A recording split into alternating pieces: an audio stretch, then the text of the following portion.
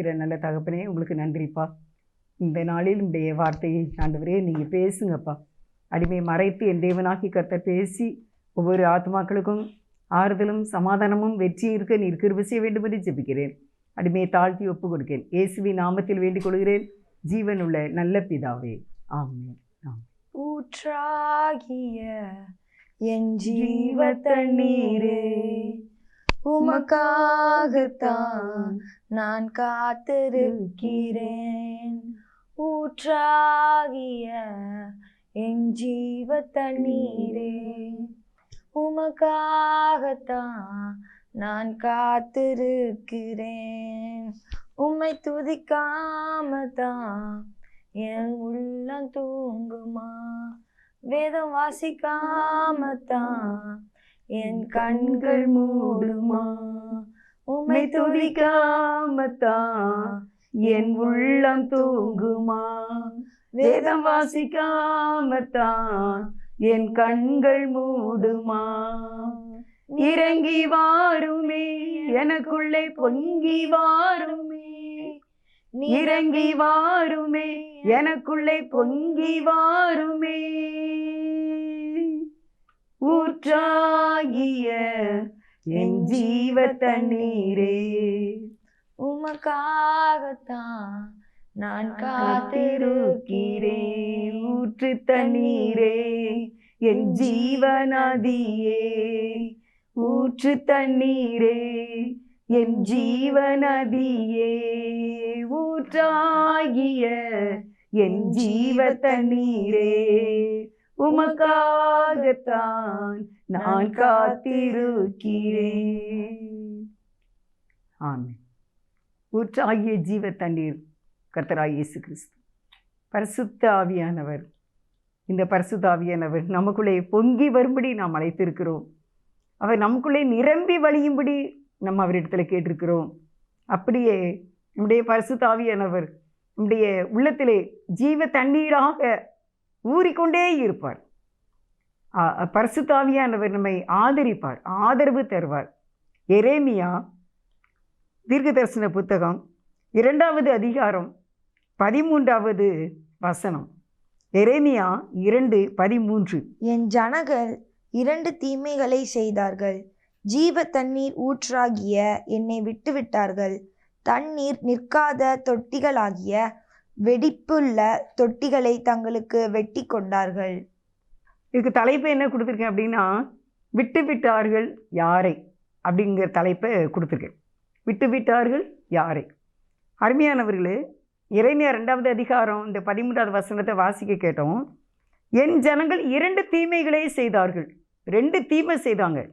என்ன அப்படின்னா, ஒன்று ஜீவ தண்ணீர் ஊற்றாகிய தேவனை விட்டு விட்டார்கள். 2வது தண்ணீர் நிற்காத தொட்டிகளாகிய வெடிப்புள்ள தொட்டிகளை தங்களுக்கு வெட்டி கொண்டார்கள். வெடிப்புள்ள தொட்டியில் தண்ணி என்ன செய்யாது, நிற்காது. ஆனால் ஊறிக்கொண்டே இருக்கிற அந்த ஜீவ தண்ணீர் ஒரு நாளும் என்ன செய்யாது, குறையவே செய்யாது. அது ஊறிக்கொண்டே இருக்கும். இன்றைக்கு நாம் இந்த ஊற்றாகிய ஜீவ தண்ணீராகிய இந்த பரிசுத்த ஆவியானவரோடு நாம் இணைந்து வாழ்ந்தால்தான் கடைசி வரைக்கும் வெற்றியான ஒரு வாழ்க்கை வாழ முடியும். அநேகர் மாம்சத்தின்படி வாழுகிறார்கள். பரிசுத்த ஆவியின்படி அவருக்குள்ளாக வாழ வேண்டும். அருமையானவர்களே, பாவத்தை நம்ம ஆண்டவர்கிட்ட அறிக்கை செய்கிறோம், மன்னிப்பு கேட்கின்றோம், விடுதலை பெறுகின்றோம். ஆனால் மாம்சத்தின்படி நம்ம வாழுகிறது தான் பெரிய தவறாக இருக்கிறது. மாம்சத்தின்படி வாழக்கூடாது. பரிசுத்த ஆவியானவரின் படி நாம் வாழ வேண்டும். பாவம் செய்துட்டு ஆண்டவரை மன்னிச்சுக்கோங்க அப்படின்னு கேட்குறோம்.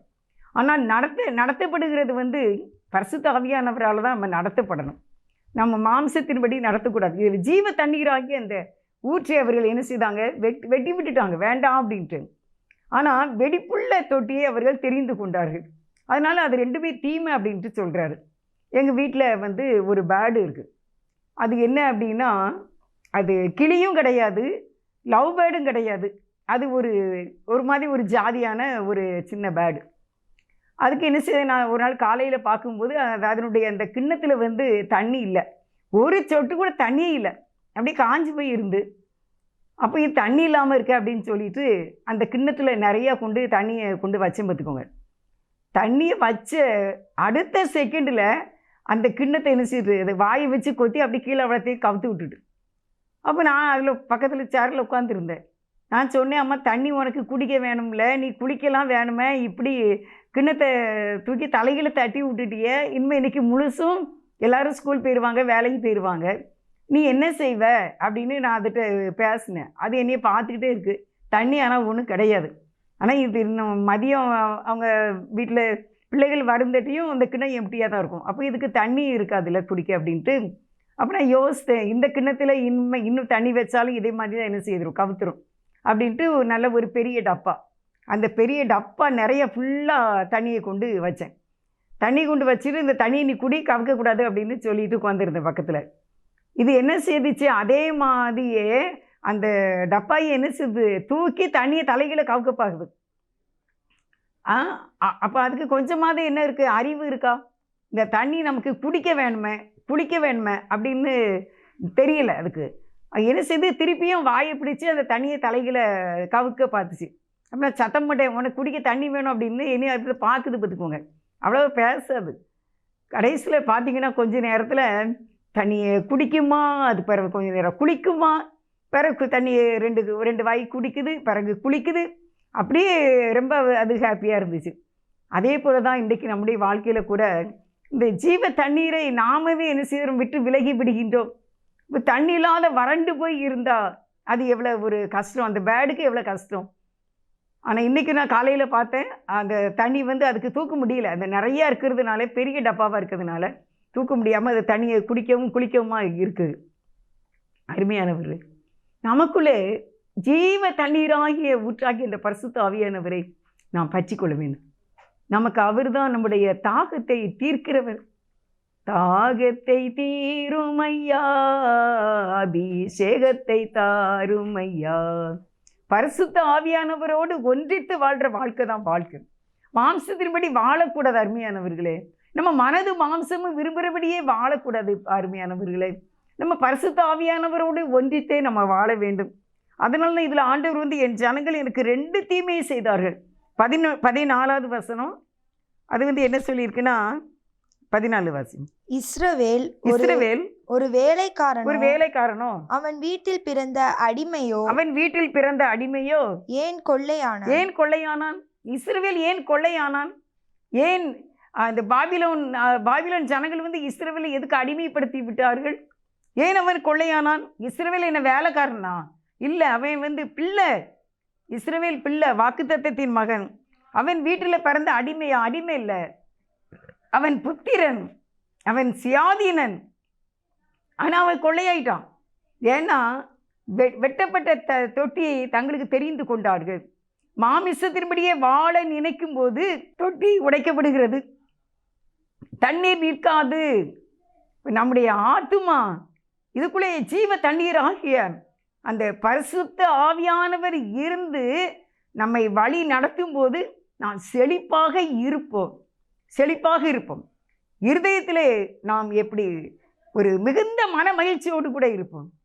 சில பேர் சிரிப்பாங்க தெரியுமா, நீங்கள் பார்த்துருக்கீங்களா? நல்லா சிரிப்பாங்க சந்தோஷமாக. ஏன்னா அவங்க இருதயம் எப்படி இருக்குன்னா ஜீவ தண்ணீரால் நிரம்பி இருக்குது. சில பேர் முகம் எப்பவுமே துக்கமாக இருக்கும். அது வெடிப்புள்ள தொட்டியை உங்களுக்கு நீங்கள் தெரிந்து கொண்டீர்களா? 2 தீமைகளை செய்தார்கள் என்று எரேமியா 2வது அதிகாரம் 13ஆம் வசனத்தில் ஜீவ தண்ணீர் ஆகிய என்ன இன்னும் நேரம் வாசிங்கம்மா. 2:13. என் ஜனங்கள் 2 தீமைகளை செய்றாங்க. 2 தீமை செய்துட்டீங்க. 2 தீமை செய்தீர்கள். ஜீவ தண்ணீர் ஊற்றாகிய என்னை விட்டு விட்டார்கள். ஜீவ தண்ணீர் ஊற்றாகிய கர்த்தரை விட்டு விட்டார்கள், கர்த்தரை மறந்து விட்டார்கள். நீங்கள் எல்லாம் போய்கிட்டு தான் இருக்கீங்க, சர்ச்சையை போய்கிட்டு இருக்கீங்க, ஊழியத்துக்கு போய்கிட்டு இருக்கீங்க, எல்லாமே போய்கிட்டு இருக்கீங்க. ஆனால் இருதயத்தில் இருக்கிற இயேசுவோடு கூட பேசிக்கொண்டு இருக்கிற அனுபவம் குறைகிறது. நம்ம செய்திக்காக நம்ம குறிப்பு எடுக்கிறோம், அதிலே நம்ம நேரமே எல்லாமே போயிடக்கூடாது. நம்ம ஊழியத்துக்காக வெளியே போகிறோம், அதிலேயே நம்முடைய நேரங்கள் போயிடக்கூடாது. நம்ம ஜீவ தண்ணீர் ஊற்றாகிய கர்த்தரை நாம் நினைத்து பார்க்க வேண்டும், அவரோடு பேசி கொண்டு இருக்க வேண்டும், ஆண்டவரோடு நம்ம அமர்ந்திருக்க வேண்டும். பலன் எதில் கிடைக்கும்? காத்திருக்கிறதுல தான் பலன் கிடைக்கும். நம்ம அறியணும் அப்படின்னா என்ன நான் அறியணும்னா, நான் அமர்ந்து காத்திருந்தாதான் அவருடைய சமூகத்தில் நான் எப்படிப்பட்ட ஆள், நான் தப்பு செய்கிறேனா, என்னுடைய வழி சரியான வழி தானா, நான் போகிற பாதை சரியான பாதை தானா, நான் நல்லா போய்கிட்டு இருக்கேனா, என்னுடைய குடும்பத்தை நான் சரியாக மெயின்டைன் பண்ணிக்கிட்டு இருக்கேனா, தேவனுக்கு கொடுக்க வேண்டிய நேரத்தை நான் கரெக்டாக கொடுத்துக்கிட்டு இருக்கேனா, வீட்டுக்குள்ளே நான் பொறுமையாக இருக்கேனா, கோபம் வந்துடுதா எனக்கு அப்படின்னு என்னை எனக்கு காட்ட வேண்டும் என்றால் அது தேவன் தான். அந்த ஊற்றாகிய தண்ணீரை நீங்கள் விட்டு விடாதீர்கள் என்று சொல்கிறேன். அருமையானவர்களே, நாளில் அமர்ந்திருக்கிற தேவ சமூகத்தில் அமர்ந்து கர்த்தரை நோக்கி பார்த்து அவரோடு உறவாடக்கூடிய ஜனங்கள் மிக குறைவாக இருக்கின்றார்கள். கர்த்தர் சொல்லுகிறார், உன் முகத்தை எனக்கு காட்டு, உன் சத்தத்தை நான் கேட்கட்டும், உன் சத்தத்தை நான் கேட்கட்டும். நீ என் ஆண்டவரோடு நீங்கள் பேசிக்கொண்டு இருக்க வேண்டுமா, அவரை நீங்கள் விட்டுவிடக்கூடாதான். இரண்டாவது தீமை என்ன அப்படின்னா, தங்களுக்கு இன்னொரு தொட்டியை என்ன செய்தாங்க, வெட்டிக்கிட்டாங்க. அது இன்னும் ஒரு ஐக்கியத்துக்குள்ளே நம்ம தேவையில்லாத நம்முடைய நண்பர்கள் ஒரு நல்ல காரியங்களே சொல்லக்கூடிய பாசிட்டிவாக பேசக்கூடிய நல்ல நண்பர்களை தெரிந்து கொள்ள வேண்டும். இல்லாவிட்டால் அந்த தொட்டி தான், அதுதான் வெட்டப்பட்ட தொட்டி. வெட்டப்பட்ட தொட்டியாக நாம் இருக்கக்கூடாது. அதை நமக்கு தெரிந்து கொள்ளக்கூடாது. பரிசுத்தமானதாம். எப்படி அப்படின்னா, நம்ம எவ்வளவோ ஜெபம் பண்ணுறோம், எவ்வளவோ நம்ம வேதம் வாசிக்கிறோம், எவ்வளோ ஊழியம் செய்தாலும் பரிசுத்தம் முக்கியம்.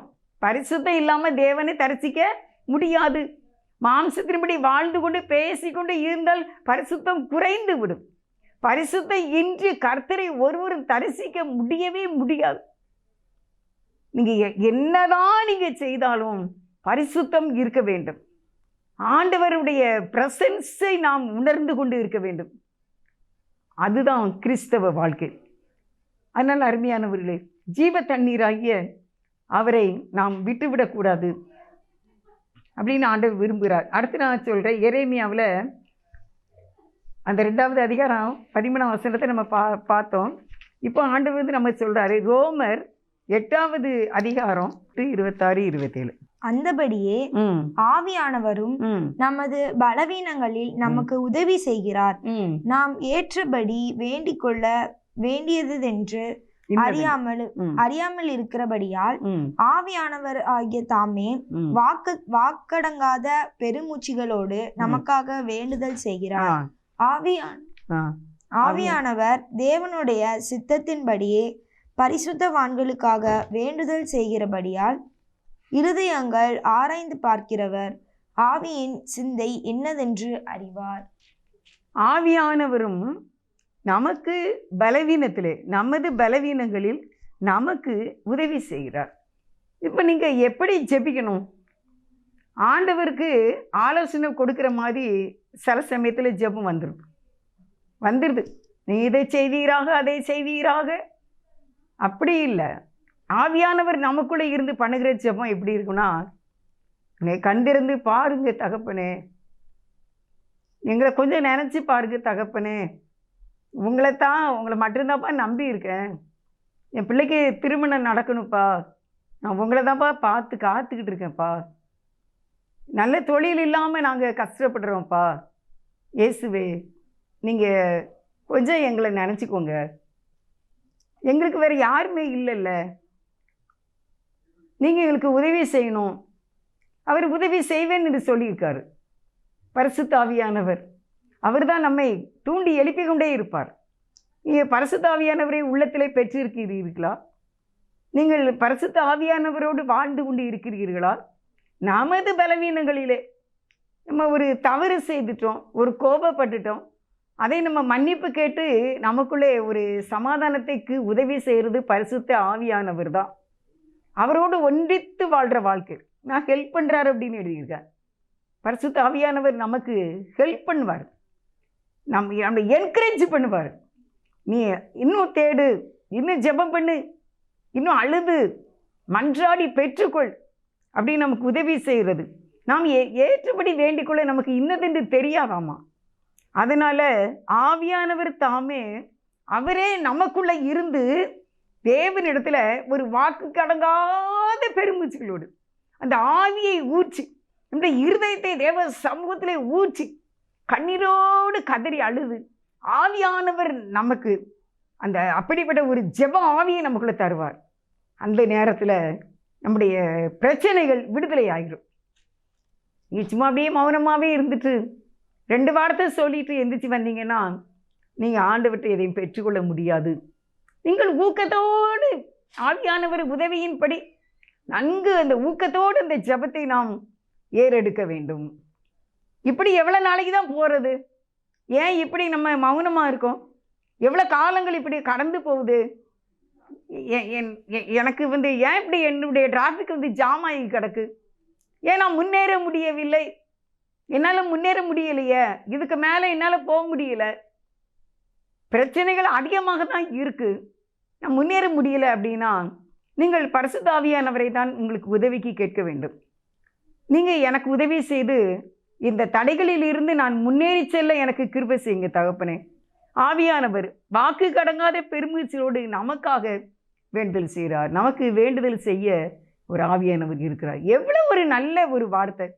மனிதர்கள் உதவி செய்யலை, மனிதர்களால் இதை செய்யவும் முடியாது, நமக்காக தேவனிடத்தில் எப்படி விண்ணப்பம் பண்ண வேண்டும் சொல்லி கொடுக்கிறது பரிசுத்த ஆவியானவர். நீங்கள் ஆவியானவரோடு வாழ வேண்டும், ஆவியானவரோடு வாழ வேண்டும். அதுக்கே அவரிடத்தில் கேட்க வேண்டும், ஆண்டவரே என்னை பரிசுத்தப்படுத்துங்க, உம்முடைய பரிசுத்த ஆவியினால என்னை நிரப்புங்க என்று கேட்க வேண்டும். அருமையானவர்களே, 7 ஆவியானவர் தேவனுடைய சித்தத்தின்படியே பரிசுத்தவான்களுக்காக வேண்டுதல் செய்கிறபடியால் ஆவியின் இருதயங்கள் ஆராய்ந்து பார்க்கிறவர் ஆவியின் சிந்தை இன்னதென்று அறிவார். அருமையானவர்களே, ஆவியானவர் தேவனுடைய சித்தத்தின்படி செய்கிறபடியால், ஆவியானவர் நமக்குள்ள வேற மாதிரி சிந்தனைக்குள்ள போக விட மாட்டார்.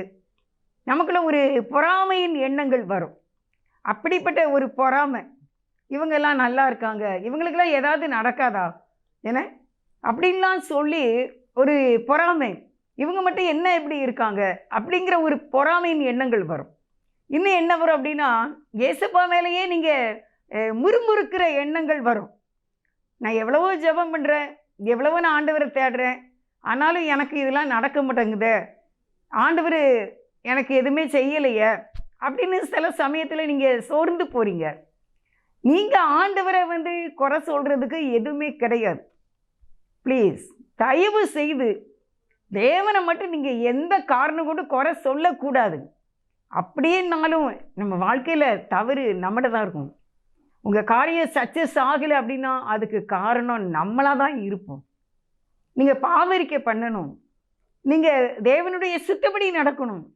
மாமிசத்தை ஒரு பிளான் பண்ணிக்கிட்டு நீங்கள் ஊழியக்காரங்கிட்ட போய் நீங்கள் கேட்பீங்க, ஆலோசனைக்கு போவீங்க, நீங்களே ஒரு பிளானை வச்சுக்கிடுவீங்க, நீங்களே ஒரு பிளானை வச்சுக்கிட்டு அதுக்கு பிறகு ஊழியக்காரங்கிட்ட போய் கேட்பீங்க. அவங்க சொல்லுவாங்க இது வேண்டாம் அப்படின்னு சொல்லுவாங்க. சிலது வேணும்பாங்க, நீங்கள் செய்ய மாட்டீங்க. சிலது அவங்க சரிம்பாங்க, அவங்க வேண்டாம்பாங்க, நீங்கள் செய்திருவீங்க. அது பிரச்சனையில் என்ன செய்திரும், மாட்டிடும். நான் நிறைய கேஸ் பார்த்துருக்கேன். அந்த மாதிரி எல்லாம் அவங்களே எல்லாம் முடிவெடுத்துருவாங்க மாமிசத்தின்படி. அதுக்கு பிறகு பார்த்தீங்கன்னா கண்டிப்பாக ப்ராப்ளம் வந்துடும். தானாய் வர வேண்டும், எந்த ஒரு ஆசீர்வாதமும் தானாய் வர வேண்டும். அதுதான் ஈசாக்கு சிரிப்பு. அது அவருக்கு சிரிப்பான, ஈசாக்கு என்றால் சிரிப்பு. அவருக்கு வந்த மனைவியும் ரெபேக்காள் தானாய் வந்தது. இன்றைக்கி நீங்கள் ஆண்டவர்கிட்ட என் மாம்சத்தின்படியே எனக்கு எதுவுமே எனக்கு வேண்டாம்ப்பா, என் மாம்ச இச்சையின்படி சித்தத்தின்படி வேண்டாம், அதனால தான் உமக்கு சித்தமானால்னு கேட்குறதுக்கு சொல்லி தந்திருக்காங்க நமக்கு. அது ஆவியானவருக்கு தான் அது தெரியும். ஹோலி ஸ்பிரிட், ஆவியானவரே எனக்கு எப்படி ஜெபிக்கணும்னு நீங்கள் இருந்து என்ன செய்யுங்க, வழி நடத்துங்க. நம்ம மிக்சியில் நம்ம தேங்காய் அரைக்கும், கரண்ட் சப்ளை நீங்கள் எல்லாம் போடுறீங்க, எல்லாம் தேங்காய் போடுறீங்க, எல்லாம் போட்டு மூடி வச்சிடுறீங்க, ஆன் பண்ணுறீங்க. ஆனால் கரண்ட் சப்ளை இருந்தால் தான் அந்த இது அரைக்கும், மிக்சி அரைக்கும். அதே போல் நமக்குள்ளே எல்லாம் இருக்கான ஆவியானவருடைய கனெக்ஷன், அவருடைய அந்த வல்லமை, பரிசுத்த ஆவியானவருடைய சக்தி ஜீவ தண்ணீரால் எப்பவும் ஊறிக்கிட்டே தான் இருக்கும். படுத்தாலும் ஜெபம் வரும், உட்கார்ந்தாலும் ஜெபம் வரும், ஆலயத்துக்கு போனாலும் ஜெபம் வரும். எப்போனாலும் அந்த இருதயம் பொங்கிக்கிட்டே இருக்கும். இயேசுவை பற்றி யார்ட்டையாவது சொல்லிகிட்டே இருக்கணும்னு இருக்கும். நல்ல பிள்ளையாக வாழணும்னு சொல்லி கொடுத்துட்டு இருக்கோம். அது பரிசுத்த ஆவியானவர் தான். அவர்தான் இருதயங்களை ஆராய்ந்து பார்க்கிறவர். என் இருதயம் எப்படி இருக்குன்னு என்னை ஆராய்ந்து பார்த்து என்னை சரியாக ஹேண்டில் பண்ணணும்னா அது பரிசுத்த ஆவியானவர் தான். அதனால தான் ஆண்டவரே, நான் மாம்சத்தின்படி எதுவும் செய்திடக்கூடாதுன்னு கேளுங்க. மாம்சத்தின்படி செய்தால் அழிவீர்கள், ஆவியின்படி செய்தால் பிழைப்பீர்கள். மாம்சத்தின்படி ஒரு நாள் எந்த முடிவை எடுக்கவே கூடாது, எந்த காரியத்தை செய்யவும் கூடாது. உங்களுக்கு தானாய் வரும். நீங்கள் அவருடைய பிள்ளையாக ஜீவ தண்ணீராகி அவரை மட்டும் நீங்கள் சார்ந்து இருந்தீர்களானால் உங்களுக்கு தானாகவே வந்துடும். நீங்கள் சொல்லுங்க, ஆவியானவரே எனக்கு ஹெல்ப் பண்ணுங்கப்பா, முடியல, எப்படியாவது நீங்கள் என்னை தூக்கி விட்டுருங்கப்பா. ஆவியானவருக்கு 10 லட்சமும் பெருசு இல்லை, 20 லட்சமும் பெருசு இல்லை. உங்கள் பிள்ளை கல்யாண காரியமும் அவருக்கு பெருசு இல்லை, என்ன உங்கள் பிள்ளை படிப்பும் அவருக்கு பெருசு இல்லை, சரீர பலவீனமும் ஆண்டவருக்கு பெருசு கிடையாது. அவர் ஒரு சொடக்கு போட்டால் போதும். இத்தனை பெரிய உலகம், இதனை படைத்திட்டது யார்? இவ்வளோ பெரிய உலகத்தை இந்த இவ்வளோ பெரிய ப்ரொடக்ஷன், தயாரிப்பு, என்ன பெரிய தயாரிப்பு! இதை படைச்ச ஆண்டவருக்கு நட்சத்திரங்களின் எண்ணிக்கையினை உன்னால் சொல்ல முடியுமா? இத்தனை பெரிய உலகம், இதெல்லாம் படைச்ச ஆண்டவருக்கு நமக்கு உதவி செய்கிறது லேசான காரியம். அருமையானவர்களே, பயப்படாதீங்க. மாம்சத்தின்படியே வாழணும்னு நினைக்காதீங்க, ஆவியின்படி வாழணும்னு நீங்கள் நினைங்க. கண்டிப்பாக ஆவியானவர் உங்களை சமாதானத்தின் பாதையிலே வழி நடத்தக்கூடியவராக இருக்கின்றார். ஆவியானவருடைய சத்தத்துக்கு நம்ம கீழ்ப்படிய வேண்டும். இப்போ நம்ம பால் வாங்குகிறோம். இந்த பால் ஒரு மணி நேரத்தில் காய்ச்சிடணும். காய்ச்சாச்சுன்னா அந்த பால் எப்படி இருக்கும்? நல்லா இருக்கும். திருப்பி அந்த பாலை என்ன செய்யணும்? உரம் ஊற்றி தயிராக்குவாங்க. தயிராக்கின பிறகு அதை மோராக்குவாங்க. மோராக்கின பிறகு அதில் வெண்ணெய் வரும். அந்த வெண்ணெயை காய்ச்சி எடுத்தால் அதில் நெய் வரும். ஆனால் 1 மணி நேரத்தில் 1.5 மணி நேரத்துக்குள்ளே அந்த பாலை காய்க்கலைன்னா அந்த பால் கெட்டு போயிடும். அது வெளியே தான் கொட்ட வேண்டும். ஆனால் அதை உடனே யூஸ் பண்ணியாச்சுன்னா அதுக்கு எத்தனையோ மாதங்கள் வரைக்கும் இருக்கக்கூடிய நெய்யாக மாறிவிடும். செம வாசனையோடு கூட இருக்கும். எல்லா பலகாரங்களுக்கும் அந்த நெய்யை நாம் உபயோகப்படுத்தலாம். அப்படியே தான் இந்த ஆவிக்குரிய வாழ்க்கையில் உங்களுடைய வாழ்க்கையின் ஒவ்வொரு பிரச்சனைகளையும் நீங்கள் தேவனிடத்தில் உடனே கொண்டு போய் அதிலே நீங்கள் ஜெயம் எடுங்கள். நாளாக ஆக எதையுமே விட்டுறக்கூடாது. திருமண காரியமாயினும் தேவ சமூகத்திலே அமர்ந்திருந்து ஆவியானவருடைய உதவியோடு நீங்கள் மன்றாடி சீக்கிரமாய் அதிலே ஒரு ஜெயத்தை காண வேண்டும். உங்களுடைய தொழிலா, அதுக்கும் நீங்கள் தேவனுடைய சமூகத்திலே ஆவியானவராலேயே மன்றாடி கேட்டு நீங்கள் அதை சீக்கிரமாய் பெற்றுக்கொள்ள வேண்டும். கால தாமதம்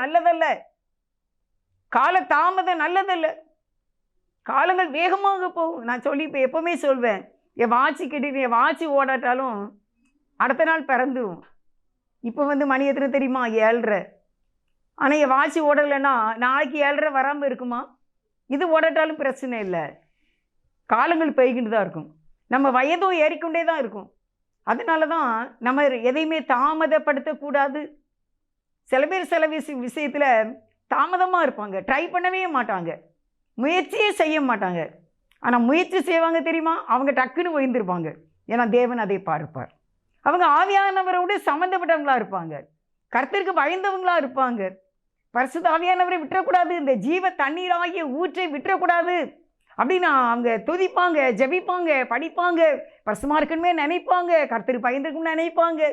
ஒரு தப்பு பண்ணிட்டாலும் மன வருத்தப்படுவாங்க, திருப்பி அழுவாங்க, ஆண்டவரே நான் பேசிட்டேன் மன்னிச்சுக்கோங்கம்பாங்க. இந்த பாவத்துக்கு நம்ம விலகி இருக்க வேண்டும் நினைக்க கிருபை செய்கிறது ஹோலி ஸ்பிரிட், மை காட், பரிசுத்த ஆவியானவர். எப்படி இந்த பாலை உடனே காய்ச்சி, உடனே தயிராக்கி, உடனே மோராக்கி, உடனே வெண்ணெய் எடுத்து, உடனே அதை நெய்யாக்கி, அது எத்தனையோ மாதங்களுக்கு மனமாக சுவையாக யூஸ் பண்ணுறது போல உங்களுடைய வாழ்க்கையினுடைய தேவைகளுக்காக நீங்கள் மௌனமாக இருக்கக்கூடாது என்று உங்களுக்கு நான் சொல்லிக் கொண்டு இருக்கின்றேன். நீங்கள் தாமதமாக இருக்கக்கூடாது, அசால்ட்டாக இருக்கக்கூடாது, சீக்கிரமாய் சுதந்திரிக்க வேண்டும். அதுக்கு ஆவியானவர் தான் நம்ம இருதயத்தை ஆராய்ந்து நமக்கு உதவி செய்கிறவர். ஒருவேளை நீங்கள் ஆதியிலே இந்த ஆவியானவரோடு இடைப்பட்டவர்களாக வாழ்ந்திருப்பீர்கள். இப்போ உங்களுடைய ஆவிக்குரிய வாழ்க்கையில் ஆவியானவர் எங்கே? அவரை விட்டு விடாதிருங்கள். நியாயாதிபதிகள் 16வது அதிகாரம் 20-21. அப்பொழுது அவள், சிம்மோசனே, பெலிஸ்தர் உன்மேல் வந்து விட்டார்கள் என்றாள். அவன் நித்திரை விட்டு விழித்து, கர்த்தர் தன்னை விட்டு விலகினதை அறியாமல் எப்போதும் போல உதறி போட்டு வெளியே போவான் என்றான். பெலிஸ்தர் அவனை பிடித்து அவன் கண்களை பிடுங்கி அவனை கசாவுக்கு கொண்டு போய் அவனுக்கு 2 வெண்கல விளக்கு போட்டு சிறைச்சாலையிலே மாவரைத்து கொண்டிருக்க வைத்தார்கள். 22 வாசிமா. அவன் தலைமயிர் சிரைக்கப்பட்ட பின்பு திரும்பவும் முளைக்கத் தொடங்கிற்று. இல்லை என்ன அப்படின்னா, நீங்கள் 20 என்ன வாசித்தீங்க? 16:20 சிம்சோனே பெலிஸ்தர் உண்மையில் வந்து விட்டார்கள் என்றால் அவள் நித்திரை விட்டு எழுந்து கர்த்தர் தன்னை விட்டு விலகினதை அறியாமல் எப்போதும் போல உதறி போட்டு இருந்தான். அவன் வேசித்தனம் பண்ணி அவள் மடியிலே படுத்து தூங்கி விட்டான். பரிசுத்த ஆவியானவர் அவனை விட்டு விலக்கி விட்டார். அவனுக்கு தெரியல. அவன் எந்திரிச்சு என்ன செய்யறானா, 21வது வசனத்தில் அவனை பிடிச்சிட்டாங்க. ஏன்னா பரிசுத்த ஆவியானவர் அவனை விட்டு விலக்கி விட்டார். அதுக்கு முன்னாலெல்லாம் அவனை ஒன்றுமே செய்ய முடியல. நீங்கள் நியாயாதிபதிகள் 16வது அதிகாரத்தெல்லாம் வாசித்து பார்த்தீங்கன்னா நிறையா அவனை விலங்கு போடுறாங்க, கையில் கயிறு கட்டுறாங்க, நிறைய செய்வாங்க. எல்லாத்துலேயும் அவன் ஜெயிச்சிருவான். ஆனால் இப்போ ஏன்னா அப்பொழுது பரிசுத்த ஆவியானவர் அவனோடு கூட இருந்தார். இப்போ அவர் விலகி விட்டார். விலகி விட்ட உடனே இவனால் எந்திரிக்க முடியல. அவனை பிடிச்சிட்டாங்க. ஆனால் பிடிச்ச பிறகு அவன் என்ன செஞ்சாங்களா, கையில் விலங்கு போட்டு காலில் விலங்கு போட்டு கையில் மாவரைக்க போட்டுட்டாங்கம்மா. பரிசுத்த ஆவியானவர் விலகுனதுனால அடிமைத்தனத்தின் ஆவி அவரை ஆட்கொண்டு விட்டது. ஆனால் என்ன இதில் காட் கிரேஸ் என்ன அப்படின்னா, திருப்பி நியாயாதிபதி அதில் பார்த்தீங்கன்னா அவருக்கு தலைமயிர் மீண்டும் முளைக்க ஆரம்பிச்சிட்டு, முடியில தான் கர்த்தருடைய வல்லமை இருந்துச்சு அவருக்கு. அந்த முடி திருப்பி முளைக்க ஆரம்பித்த உடனே பரிசுத்த ஆவியின் பலன் அவருக்கு மீண்டும் அவர் ஜெயித்து விட்டார். ஆனால் இன்றைக்கு ஒரு வேளை நீங்கள் சோர்ந்து போய் குளிந்து போய் இருக்கீங்களா?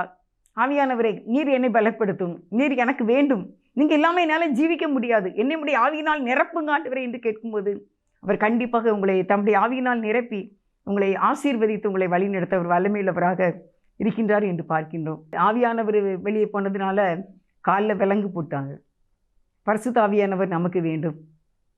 நீங்கள் ஆவியானவரை நீங்கள் நல்லபடியாக பயன்படுத்துங்க. ஆவியானவரை எனக்கு ஹெல்ப் பண்ணுங்க. நீங்கள் எப்படி நான் ஜெபிக்கணும்னு தெரில, சீக்கிரமாக இந்த காரியத்தில் ஜெயித்து நான் எடுக்கணும் என்று இருங்க. அசால்ட்டாக இருக்காதீங்க, சோம்பேறித்தனமாக இருக்காதீங்க. ஊற்றாகிய ஜீவ தண்ணீரே எனக்குள்ளே நிரம்பி வாருமே, எனக்குள்ளே பொங்கி வாருமே என்று ஆண்டவர்கிட்ட நீங்கள் கேளுங்க. இப்போ நம்ம ஜெபிக்க போகிறோம். ஆவியானவரே, ஜீவ தண்ணீரே, ஆவியானவரே, பற்றாத நதியாக வாரு போதுகிறே, ஜீவ தண்ணீரே, ஊற்றாகிய என் ஜீவ தண்ணீரே, உமக்காகத்தான் நான் காத்திருக்கிறேன். ஊற்றாகிய என் ஜீவ தண்ணீரே, உமக்காகத்தான் நான் காத்திருக்கிறேன். நிரம்பி வாருமே, எனக்குள்ளே பொங்கி வாருமே, நிரம்பி வாருமே, எனக்குள்ளே பொங்கி வாருமே, ஊற்றாகிய என் ஜீவ தண்ணீரே, உமக்காகத்தான் நான் காத்திருக்கிறேன்.